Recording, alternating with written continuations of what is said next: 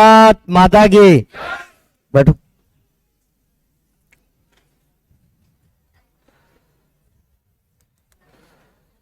विकास चालू करो। Very good morning सभी को। पवन धाकड़, राम राम भाई। चलो, क्या पढ़ रहे थे अपन? संधि पढ़ रहे थे। नया टॉपिक शुरू करना है। चलो कर लेते हैं। नया टॉपिक में क्या है? नया जो टॉपिक है, संधि के बाद अपन पढ़ते हैं उपसर्ग। जब तुम बोलो, जब तुम बोलो, मैं सोच रहा था कि एक तो वर्णमाला, संधि, उपसर्ग और प्रत्यय। देखो, हिंदी के जो क्वेश्चंस होते हैं उनको 30 क्वेश्चंस करने में आपको कितना टाइम लगेगा? आधा घंटा, 10 मिनट या 5 मिनट, 5 से 10 मिनट के अंदर आप ये कर लोगे। ठीक है, तो अगर अपन ये 4 चैप्टर को मिलाकर अगर टेस्ट ले ले तो 25-25 करके भी क्वेश्चन लेंगे तो 100 क्वेश्चन हो जाएंगे अपने, है ना। और 100 क्वेश्चन क्या, अगर मैं तो सोच रहा हूं कि अगर 200 क्वेश्चन हो जाए तो ज्यादा सही है। 1 घंटे में 200 क्वेश्चन आप संधि के, हिंदी के बना सकते हैं आसानी से। ठीक है, तो इसका सोच रहा हूं मैं कि उपसर्ग चालू किया, प्रत्यय और 2-3 दिन रुक जाओ, सही रहेगा। चारों का टेस्ट। देखो, एक चीज समझो कि एक दिन में मैं एक टेस्ट लूंगा तो टाइम आपका भी खराब होगा, मेरा भी खराब होगा। आपको क्वेश्चंस लगाने हैं, व्यापम के लगाइए, कोई दिक्कत नहीं। टेस्ट के लिए आप चारों टॉपिक के लिए तैयार रहिए। जैसे ही 4 टॉपिक का मैं एक साथ ले लूंगा टेस्ट। क्लियर है? चलो, तो बात करते हैं हम उपसर्ग की। कोई है आप में से जो बताएगा कि उपसर्ग किसे कहते हैं? आबा डाबा डाबा, ऐसा ऐसा कोई स्पष्ट बताओ, स्पष्ट। हाँ, उधर से अंडमान निकोबार द्वीप समूह। हाँ, पीछू। हाँ, तुम्हारे पीछे नहीं। हाँ बोलो। तुम्हारी आवाज दिल्ली तक नहीं आ रही है। राजधानी परिवर्तन में करूंगा नहीं, एमबीटी ने किया था, फेल हो गया, है ना। अभी तक इतिहास गवाह है, भारत की राजधानी दिल्ली रही है और दिल्ली से ही सक्सेसफुल रहा है ना। राजधानी बदली तब भी नहीं भारत चला पाया, इसलिए दिल्ली है। हाँ, थोड़ा आवाज, माइक दिया जाए। चल भाई, माइक पूछवाओ। अब अगर माइक दे रहे हैं ना तो केवल 2 लाइन नहीं, है ना। विकास, माइक दो। 2 लाइन नहीं, पूरा उपसर्ग बताना है जितना तुम जानते हो।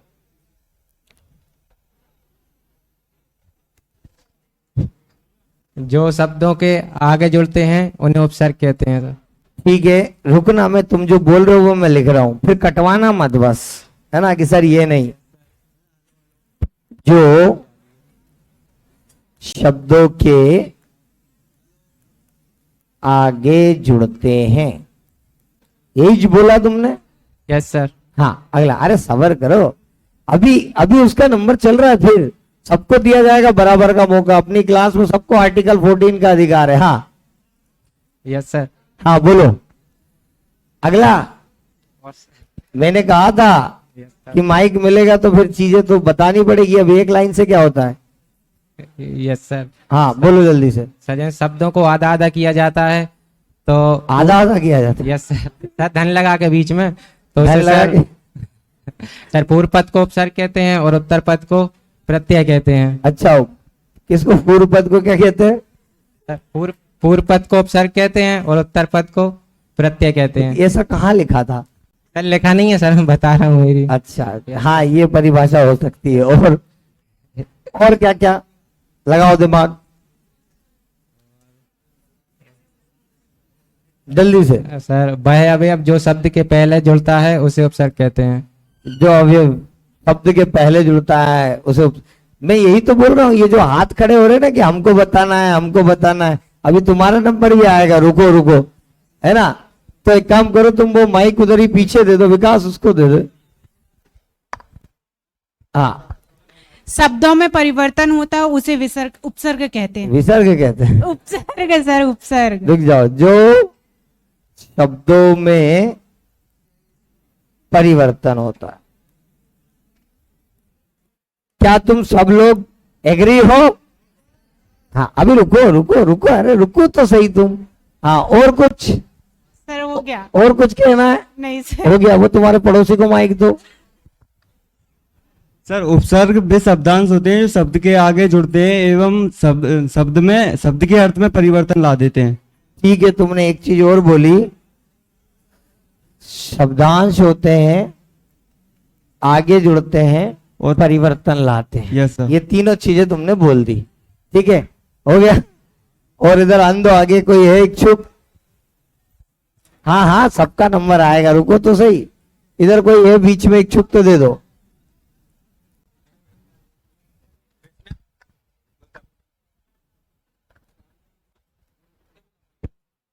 वे शब्दांश जो शब्द के पूर्व में जोड़कर शब्द में परिवर्तन या बदलाव लाते हैं एवं जिनका कोई अर्थ नहीं होता, उपसर्ग कहलाते। ठीक है, कोई सहमत है इनसे? और कोई बोल रहा था? इधर ये इसको दे भाई, ये इसको बहुत देर हो गई। हाँ, आ जाओ आ जाओ, और गेट बंद कर दो। अब एंट्री नहीं है ना।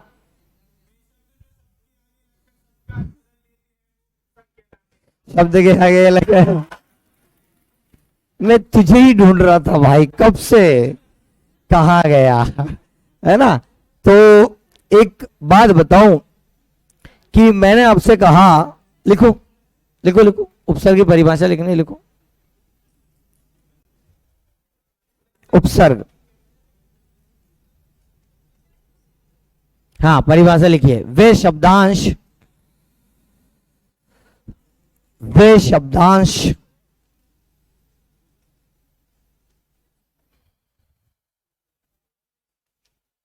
लिख लिया? क्या लिखा आपने? वे शब्दांश। अब मैं आपसे कह रहा हूं कि आगे लिखो वे शब्दांश जो, है ना। तो इधर लिखो ना आप आगे।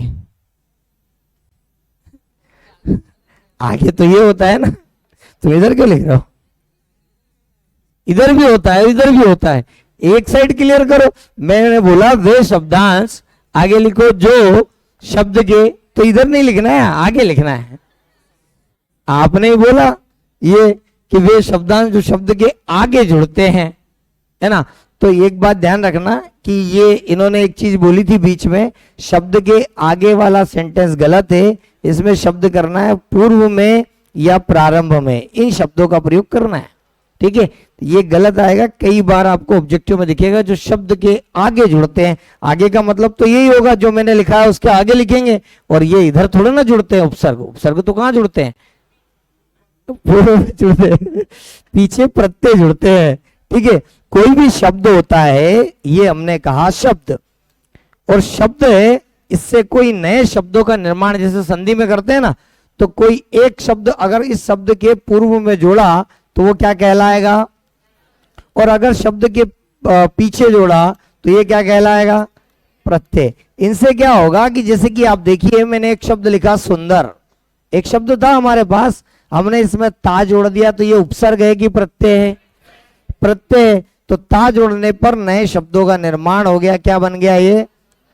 बस। तो जो पीछे जुड़ते हैं उन्हें हम प्रत्यय कहते हैं, और जो पूर्व में जुड़ते हैं उन्हें हम उपसर्ग कहते हैं। अब इनका काम क्या है तो जरा देखें। तो इन्होंने एक सेंटेंस बोला था कि ये शब्दांश होते हैं। क्या होते हैं? शब्दांश होते हैं। शब्दांश का मतलब अभी संधि पढ़ के आए हैं हम, शब्द धन अंश। कहने का मतलब शब्द नहीं होते, शब्द का क्या होते हैं? अंश होते हैं। दूसरी बात, ये शब्द के पूर्व में जुड़ते हैं। कहां जुड़ते हैं? शब्द के पूर्व में जुड़ते हैं, शब्द के पूर्व में जुड़ते हैं। तीसरी बात, शब्द के अर्थ में परिवर्तन लाते हैं, शब्द के अर्थ में परिवर्तन, जिसी को हम कह सकते हैं विशेषता, विशेषता लाते हैं।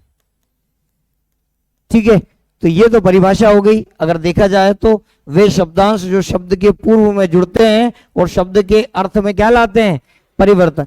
एक चीज और आपको जोड़ना है, वो है कि इनका अपना कोई अर्थ नहीं होता, इनका अपना कोई अर्थ नहीं होता।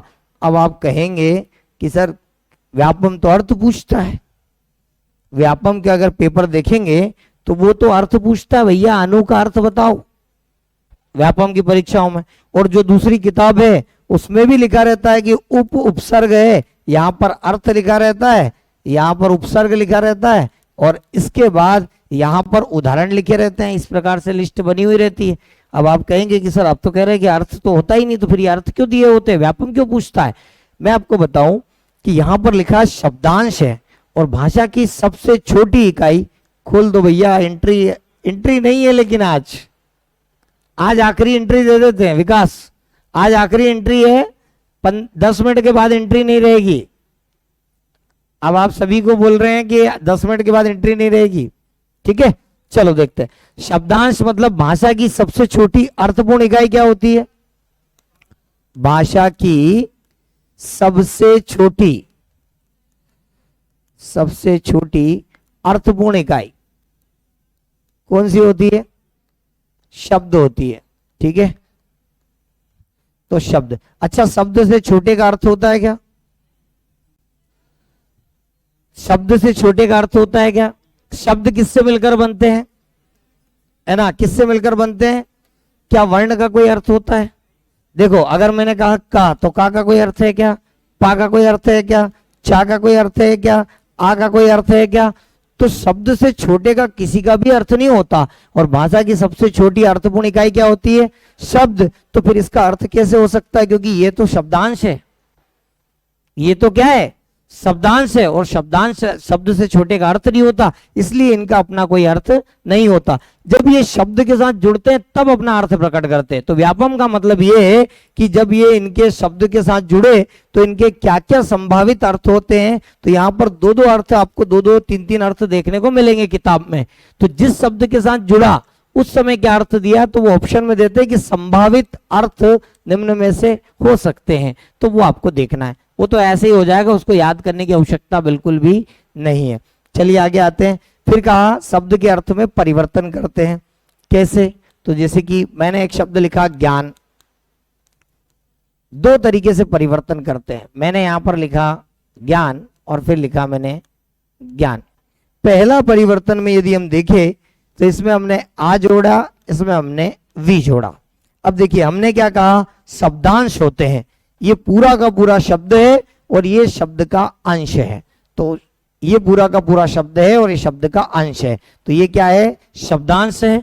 दूसरी बात, इनका अपना कोई अर्थ नहीं होता। तो जरा बताइए क्या इस वी का कोई अपना अर्थ है या इस आ का अपना कोई अर्थ है, नहीं है। तीसरी बात कि अर्थ में परिवर्तन करते, देखिए ज्ञान से क्या हो गया, परिवर्तन हो गया, और ज्ञान से अज्ञान परिवर्तन हो गया। दो तरीके से परिवर्तन करते हैं, या तो शब्द को क्या कर देते हैं, ये विलोम कर देते हैं, या शब्द का विस्तार कर देते हैं। क्या कर देते हैं, विस्तार। अगर मैं आपसे पूछूं कि विज्ञान किसे कहते हैं,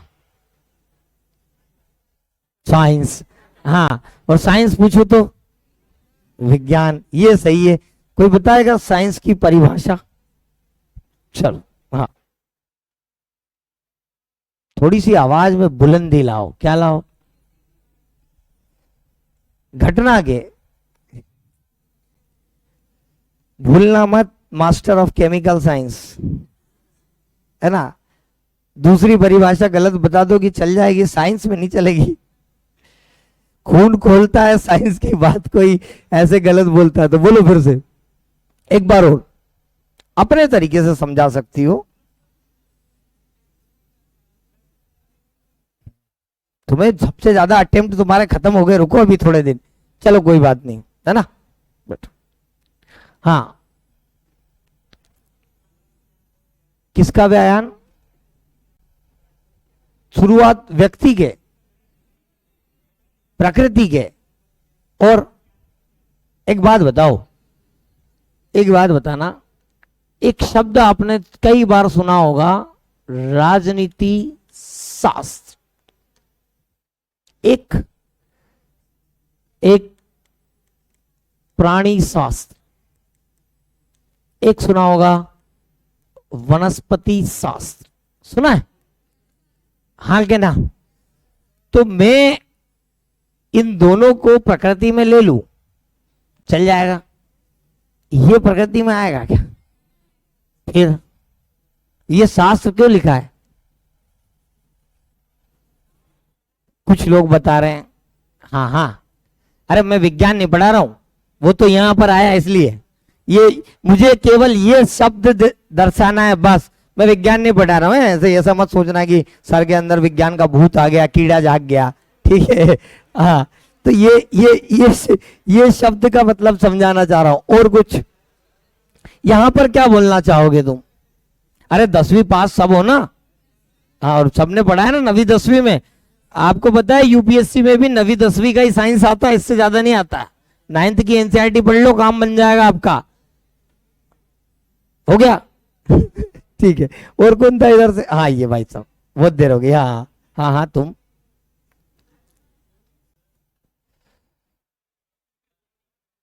आओ, पास में आओ। हाँ बता बता। तथ्यपूर्ण एवं क्रमबद्ध ज्ञान काय का? तो ऐसा बोलो ना। ठीक है, तुम 90% तक सही गए, वो भी सही गए, तुम 80-90 बना रहे हो यार, अपने को 100 चाहिए। आजकल व्यापम में ना एमपीएसआई में 160 में सिलेक्शन नहीं होता, और ये 200 का 80% होता है, ठीक है? हाँ,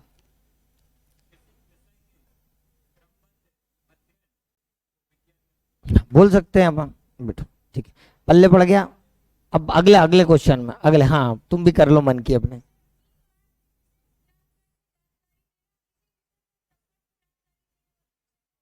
माँ कसम, गजब, अच्छा था। बी का अर्थ क्या बताया आपने? विशेष।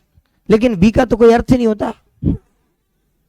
अभी 2 मिनट पहले मैंने कहा कि वी का अर्थ होता है, आपने मना कर दिया कि वी का कोई अर्थ नहीं होता, ये तो उपसर्ग है ना? ये जीवन में मेरे को पहली बार पता चला कि बी का अर्थ विशेष है ना? वैसे बी का कोई अर्थ नहीं होता, आपको मैं बता दूं। वो हम हमारे मन से किसी भी अल्फाबेट के बना लेते, वो बात अलग है, लेकिन आपकी परिभाषा अच्छी थी, ठीक है? अगर हम उपसर्ग नहीं पढ़ रहे होते तो ये परिभाषा मान्य थी, चूंकि अभी हम उपसर्ग पढ़ रहे हैं तो ये मान्य नहीं है, ठीक है?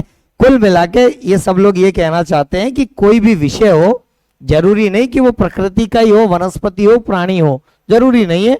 कोई भी विषय हो, जैसे मैंने यहाँ पर राजनीति शास्त्र लिखा, उसको एक स्टेप बाय स्टेप वाला जो ज्ञान है, किसी भी चीज के लिए हम अध्ययन करते हैं, जैसे विद्यार्थी है, उन पे हम सीक्वेंस से अध्ययन करें, सिस्टमेटिक, स्टेप बाय स्टेप, तो वो विज्ञान कहलाता है। अब अपन ज्यादा नहीं जाएंगे। तो आप देखिए, एक तो ज्ञान होता है और उसको फिर स्टेप बाय स्टेप विस्तार से ले जाए तो उसे विज्ञान कहेंगे। और यहाँ तो कहानी ही खत्म हो जाती है कि ज्ञान ही नहीं है तो क्या हो गया?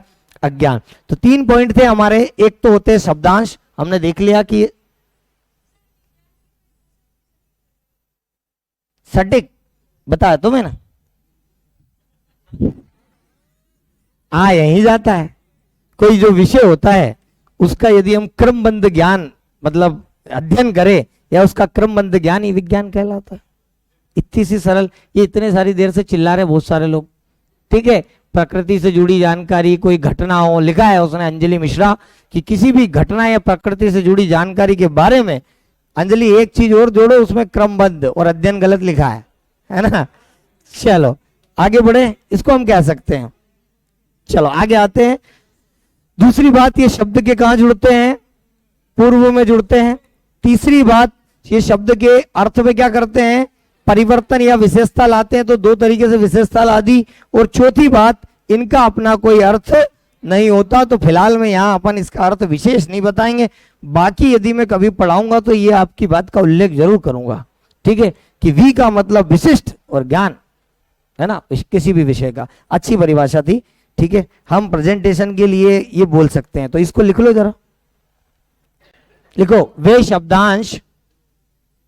शब्दांश जो किसी शब्द के, वे शब्दांश जो किसी शब्द के पूर्व में जुड़कर, वे शब्दांश जो किसी शब्द के पूर्व में जुड़कर उनके अर्थ में परिवर्तन लाते हैं।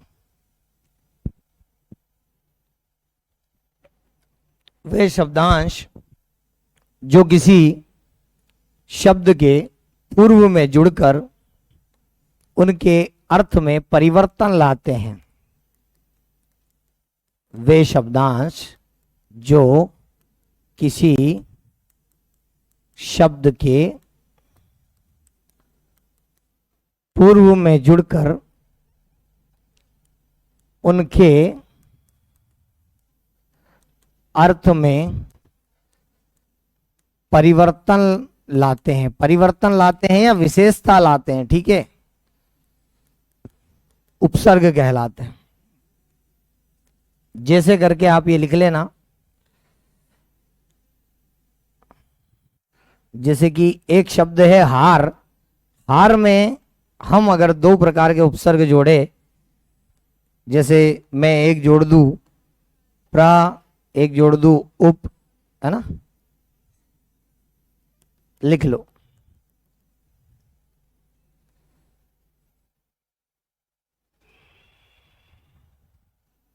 अरे मैं जनरल की बात कर रहा हूं कि 160 में सिलेक्शन नहीं होगा, आप पेपर पर डिपेंड करता है।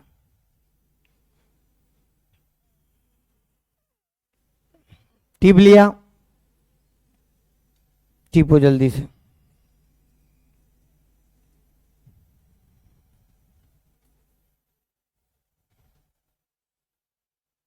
चलो आगे बढ़ते हैं, और अगली कहानी ये है कि उपसर्गों का हम जो है प्रयोग करते हैं शब्दों के निर्माण में। किसमें? शब्द निर्माण कह सकते हैं, रचना भी कह सकते हैं। नए शब्द बनाते हैं। आपने देखा कि हमारे पास एक शब्द था हार, उसमें हमने प्रा लगाया, एक नया शब्द बना लिया। एक शब्द था हार, उसमें उप लगाया, एक नया शब्द बना लिया। मतलब नए नए शब्दों के निर्माण में हम उपसर्गों का प्रयोग करते हैं। और फिर हम जो है देखते हैं कि हिंदी को समृद्धशाली भाषा बनाया है, तो इसमें उपसर्ग किन किन भाषाओं के जुड़े हैं। तो सबसे पहली बात करें तो हिंदी की मम्मी संस्कृत के, फिर हमने खुद हिंदी के उपसर्ग जोड़े हैं, और फिर कुछ विदेशी उपसर्ग जोड़े हैं। कौन से जोड़े हैं? विदेशी। अब देखिए, जब शुरुआती दौर था तो संस्कृत के शब्दों को तो आप जानते हैं क्या कहते हैं? तत्सम, ये क्या कहलाते हैं? तद्भव। और ये क्या कहलाते हैं? विदेशी में आपके दो प्रकार के माने गए हैं ज्यादातर, अरबी और फारसी, ठीक है। अब एक प्रश्न उठता है सबसे ज्यादा कि संस्कृत के उपसर्गों की संख्या कितनी, हिंदी के उपसर्गों की संख्या कितनी, विदेशी उपसर्गों की संख्या कितनी। तो कई किताबों में 22 22 22 22 लिखा है, किसी किताब में इसका 10 लिखा है ना, इसका 19 लिखा है, किसी किताब में इसका जो है आपका 13 लिखा है, और इसका जो है 18 लिखा है, ऐसा। अब हमारे सामने दिक्कत है कि 3 3 और 1 6 और 1 7 7 ऑप्शन है, लेकिन 3 ही है। अब हम करेंगे क्या?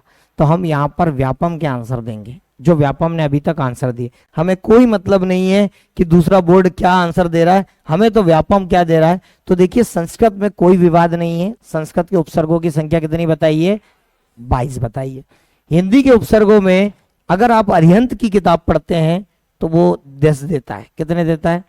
लेकिन व्यापम कितने बताता है? 13 आपको आंसर बताना है।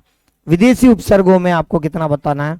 19। तो ये आपको आंकड़ा याद रखना है कि आपको जो है हिंदी के उपसर्गों की संख्या कितनी? 13। विदेशी उपसर्गों में केवल अरबी फारसी के उपसर्गों की संख्या कितनी है? इसमें एक अंग्रेजी के भी उपसर्ग आते हैं। अगर इनकी पर्टिकुलर संख्या देखी जाए तो ऐसी कोई संख्या अभी तक व्यापम ने पूछी नहीं है कि भैया अरबी के कितने होते हैं, फारसी के कितने होते हैं, अंग्रेजी के क्लियर नहीं किया है। तो हम केवल पढ़ेंगे, संभावित अंक लाने के वाले की बात अपन बाद में करेंगे। पहले आप ये देख लो, तो हिंदी में कितने प्रकार के उपसर्ग जो हैं वो बने हैं मिनिमम? बोलिए, है ना। तो 3 भाषाओं के उपसर्ग हिंदी में प्रचलन में है। 3 भाषाओं के उपसर्ग हिंदी में प्रचलन में है। उपसर्ग हिंदी में प्रचलन में है। ठीक है, कौन कौन सी? तो संस्कृत, हिंदी और विदेशी। तो टीप लो तीनों।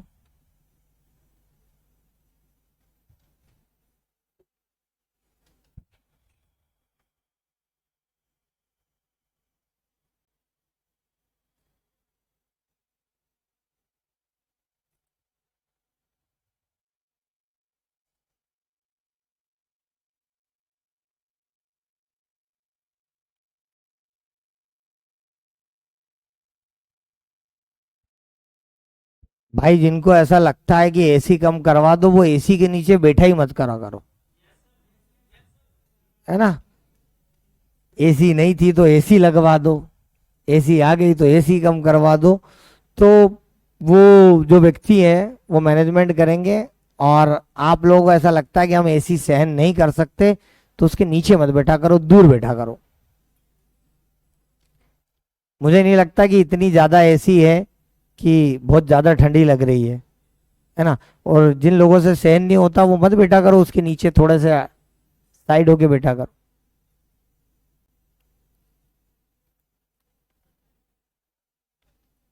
टिप लिया?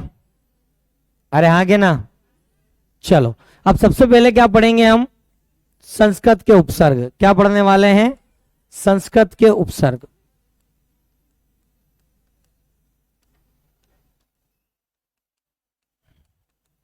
बताओ कितनी संख्या है? 22। चलो आओ लिखते हैं।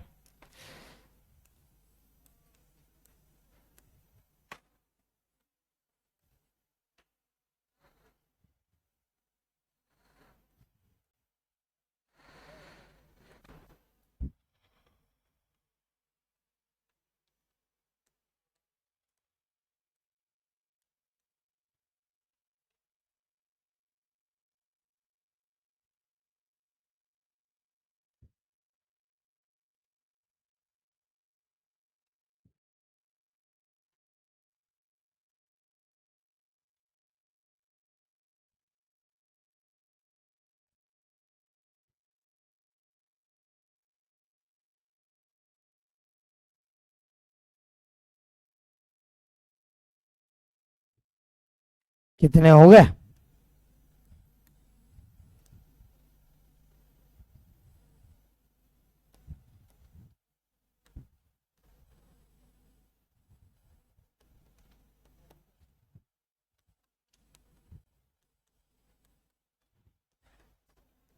अब आपको बताना है 3 और 2 5 कौन कौन से छूटे।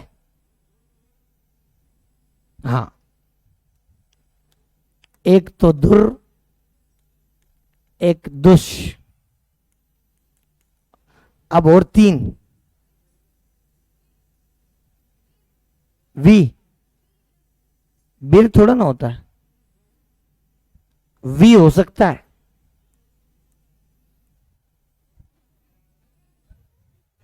हो गया क्या? कहां लिखा? 13 नंबर पे लिख दिया ये तो। बताओ, अधि नहीं लिखा क्या? प्रति लिख दिया मैंने, ये लिखा है 14 नंबर पर अधि। अति, अधि भी नहीं लिखा ना, ये अधि हो गया और ये हो गया अति। अब कितने हो गए? 18, 19, 20 और 21। एक और बताओ।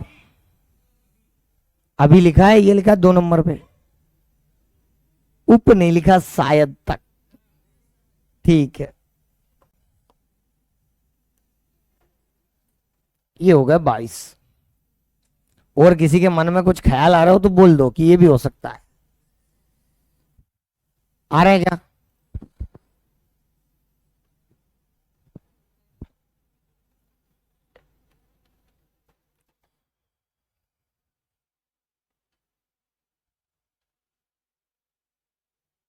आ रहे हो तो बोलो।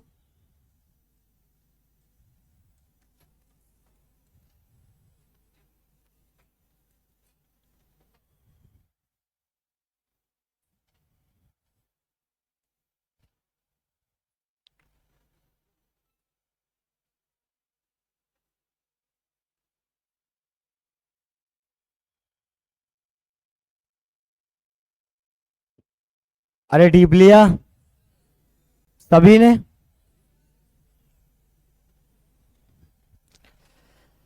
देखो, यदि आपने वर्णमाला ध्यान से पढ़ी है तो संधि बहुत आसानी से हो जाएगी, है ना।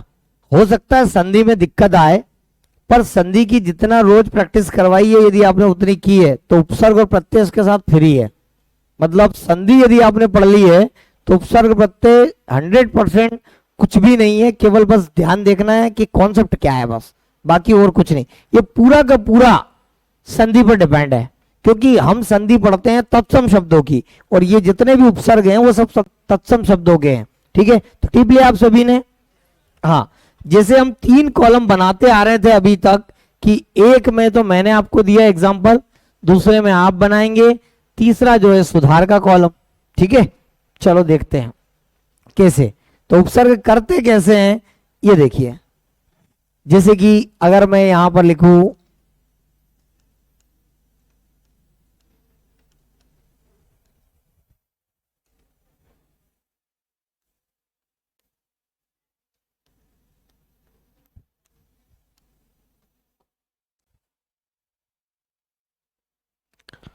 उपसर्गों की संख्या,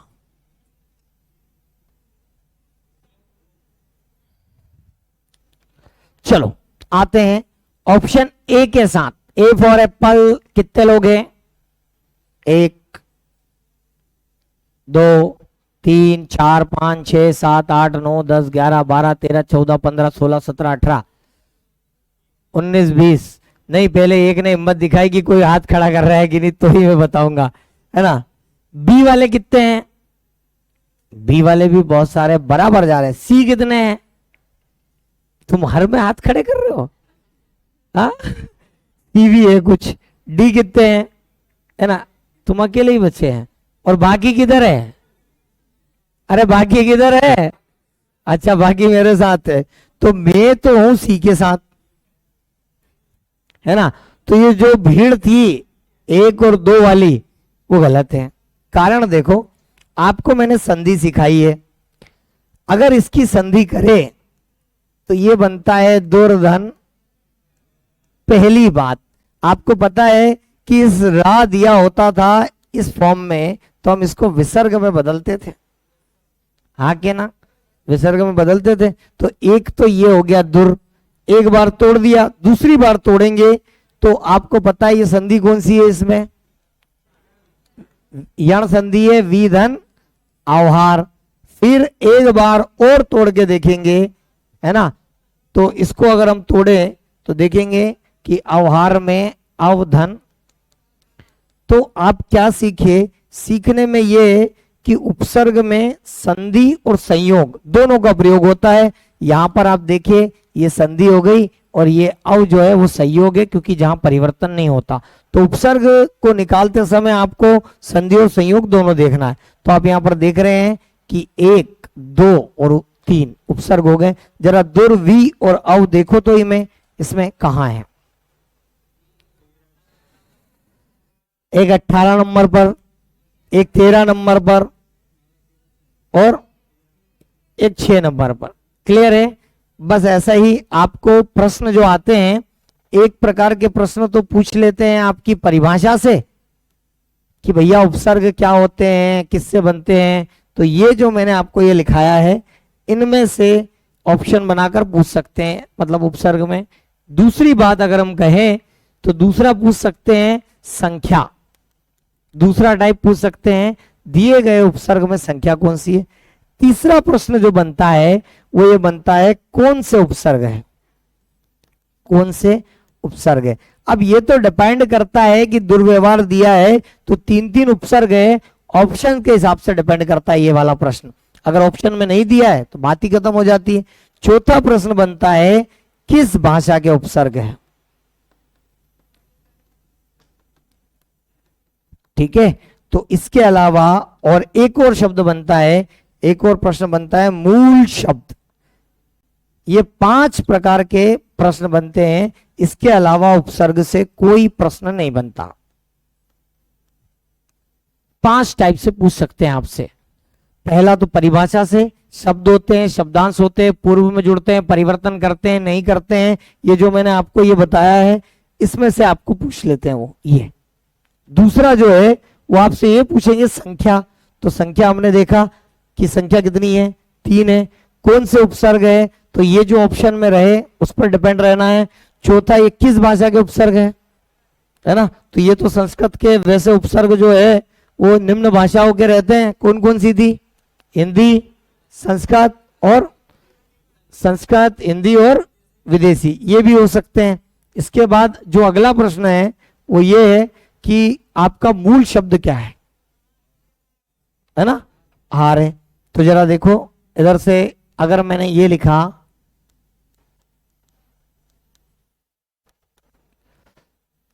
इसमें मूल शब्द ढूंढना है आपको,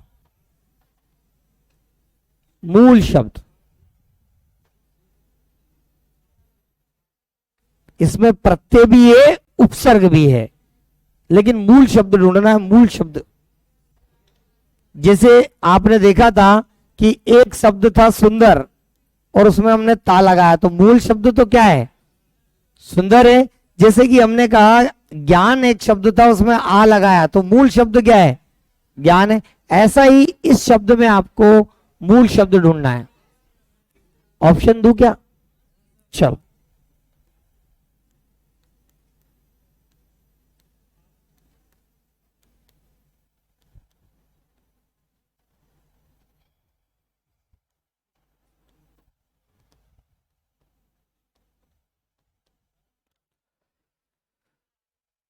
ऑप्शन ए वाले कितने हैं, ए फॉर एप्पल। बी वाले कितने हैं, बी वाले बहुत सारे हैं। सी कितने हैं, सी भी है। और डी कितने हैं, हाँ तो डी सही है। ठीक है, कैसे, दे से इसमें से आ निकाला तो क्या बच गया, फिर इसको तोड़ेंगे हम तो ये क्या बनेगा, प्रतिधन आश्रित। और आश्रित में से भी अगर इसको तोड़ेंगे हम तो प्रत्यय निकल जाएगा, तो आशा धन इत। और मूल शब्द आपका इसमें क्या है, आशा है, इत प्रत्यय है, और प्रति और आ उपसर्ग है। इस प्रकार के प्रश्न भी आपसे पूछ सकते हैं आसानी से। नहीं बना कोई लोड नहीं है, बन जाता तो फिर यहां आते क्यों आप लोग। ठीक है, हाँ कैसे प्रत्याशित होते, तो मूल शब्द क्या है, मूल। मूल मूल का मतलब क्या होता है, हाँ तो प्रत्याशित जो बना है वो आशा से ही बना है ना, आशा में प्रति लगाया फिर बना। चलिए जरा ये बताइए इसमें कितने उपसर्ग है,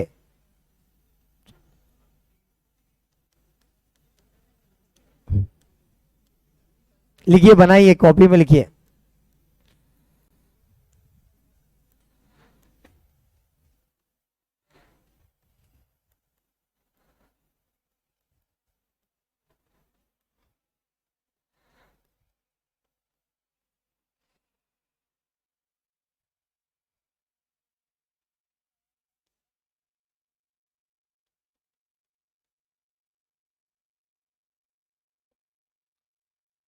संख्या भी बताना है, उपसर्ग भी बताना है, कितने कितने उपसर्ग है।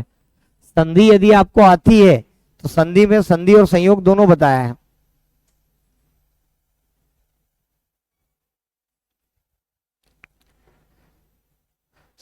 रेखा इसमें नहीं रखा है आपने यथा को। बहुत सारे ऐसे उपसर्ग मिलेंगे जो इन 22 की गिनती में नहीं, लेकिन वो संस्कृत के ही होते हैं।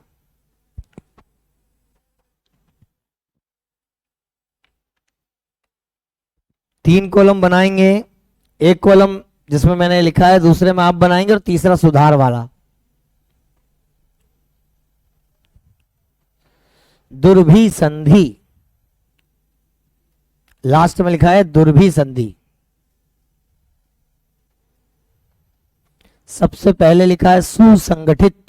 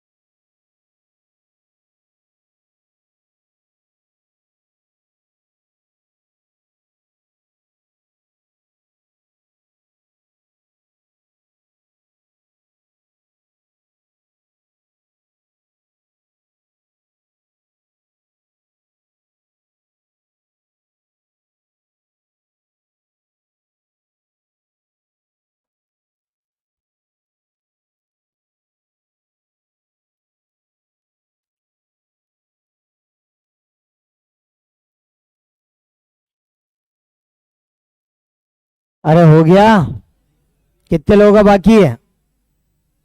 बनाओ, उसमें है क्या, संधि तो पढ़ के आए हो आप।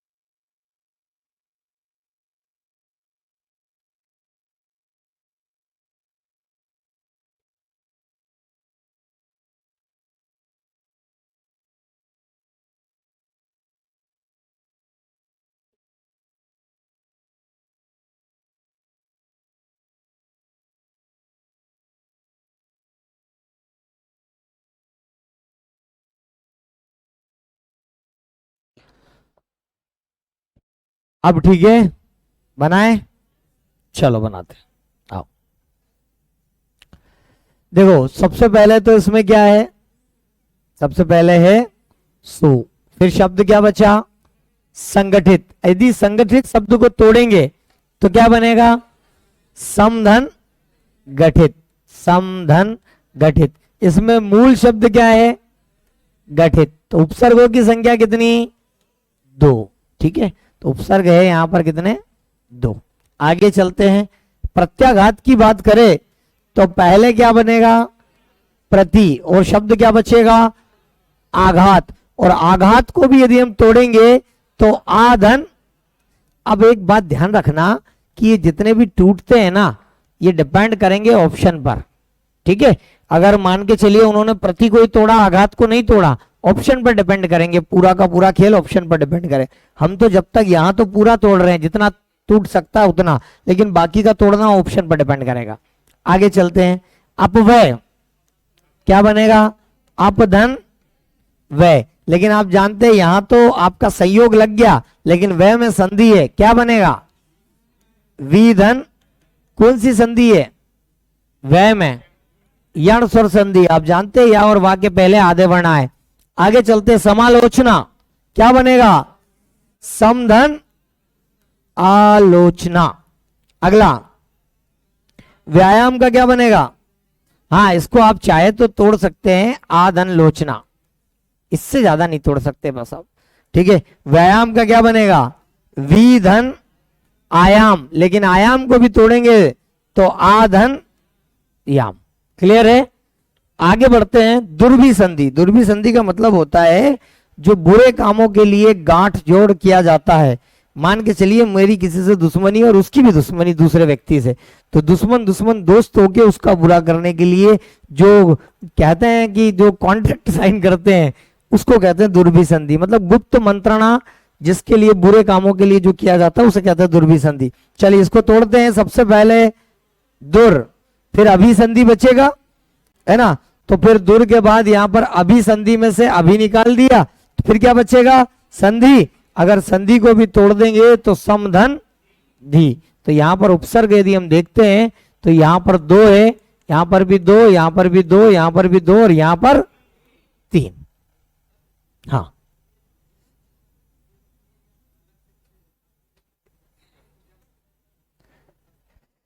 हाँ क्या बोल रहे हैं, हाँ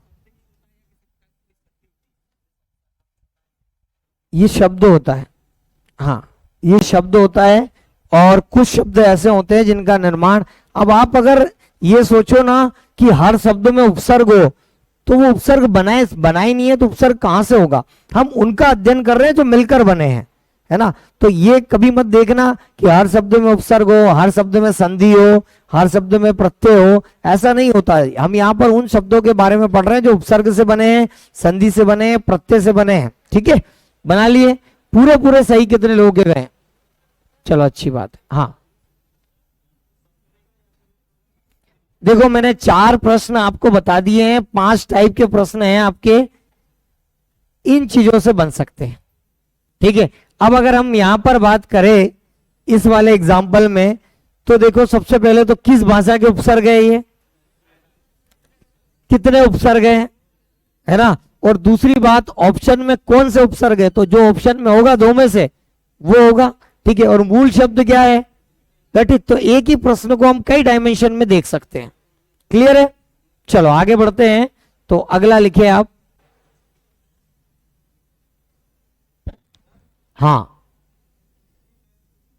हाँ, हम तो उपसर्ग देख रहे हैं। ईद प्रत्यय है, गठित में गठ जो है, हाँ बोल सकते हैं गाठ, ऑप्शन के हिसाब से, है ना। चलिए इधर आते हैं।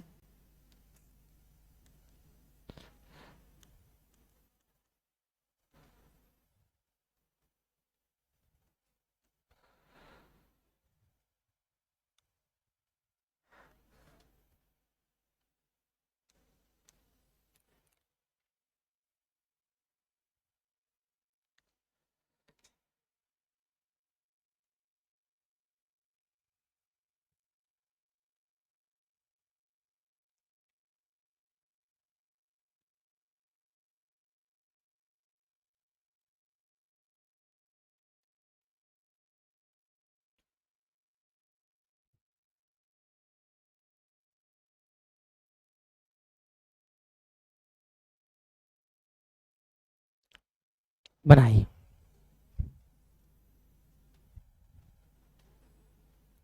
और कितना प्रत्यय को तोड़ना है शिव नारायण, तो तोड़ सकते हैं।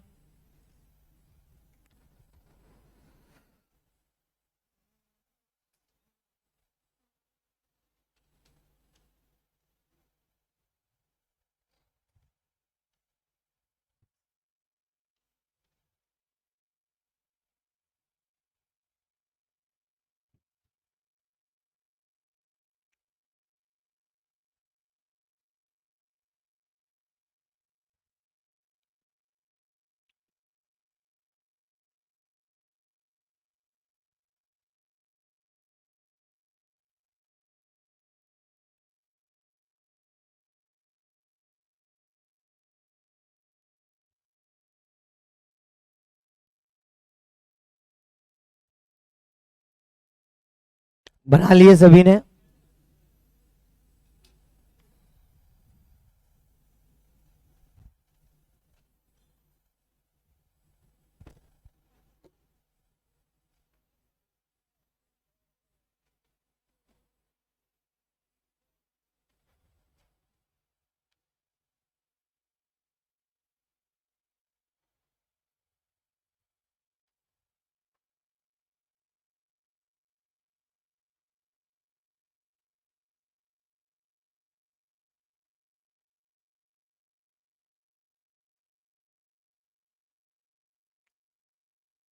बाकी वाले लोग कितने,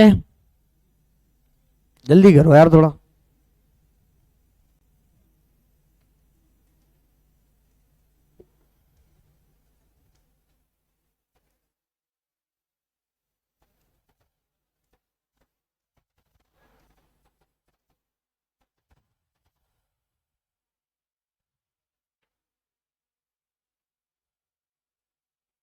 चलो देखते हैं। आओ तो। संधि कौन सी है, अरे या के पहले आधा है यण संधि, क्या बनेगा, अधिधन आय। अब आप सोचे कि आय को भी तोड़ दे, तो भैया आय मूल शब्द है, इसको नहीं तोड़ना है, ठीक है। हाँ, उपाध्यक्ष क्या बनेगा, उपधन अध्यक्ष, तो अध्यक्ष को भी तोड़ा अभी हमने, अधिधन अक्ष, ठीक है। चलो अब कुछ लोग दिमाग लगा लेंगे कि अक्ष को भी तोड़ देते, इसमें आ उपसर्ग होता है ना, तो ऐसा नहीं होगा। उदय का क्या बनेगा, उत्तधन आए। अब बहुत सारे लोग ये हैं कि सोच भी नहीं सकते कि उदय में भी संधि है ना, पर ये दा जो दिया है वो तीसरा वर्ण है, ता में बदलता है। हमें नॉर्मल सामान्यता देखने में लगता नहीं, ऐसा लगता है शब्द ही है, लेकिन ये भी संधि से बना है।